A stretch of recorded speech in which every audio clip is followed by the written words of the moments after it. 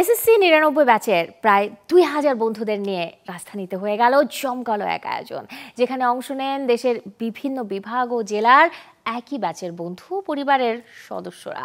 SSC ৯৯ back to স্কুলের আয়োজনে ৩০০ ফিটের ঢাকা এরিনা প্লে গ্রাউন্ডে হয় দিনব্যাপী এই আয়োজন।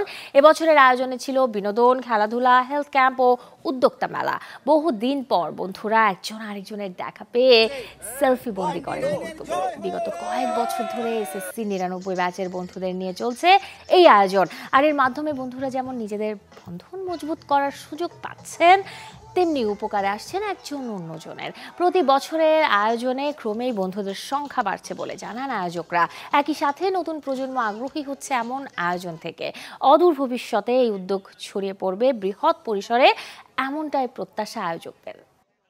বড় পরিসরে আমরা করছি। আমাদের গত বছর যেখানে ৬০০ মানুষের ছিল, এখানে ১৫০০ মানুষের মতো আমরা গ্যাদারিং করছি, আমাদের ৯৯-এর বন্ধুরা শুধু।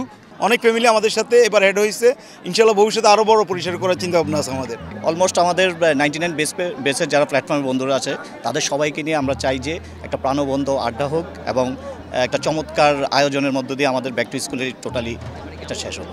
গ্রিন হেলথ এবং ব্যাক টু স্কুলের মাধ্যমে আমরা ২৫০ জন ডাক্তার বন্ধুর মাধ্যমে অল ওভার বাংলাদেশ হাজার হাজার ফ্যামিলিকে আমরা বিনামূল্যে অনলাইন সাপোর্ট দিয়ে থাকি।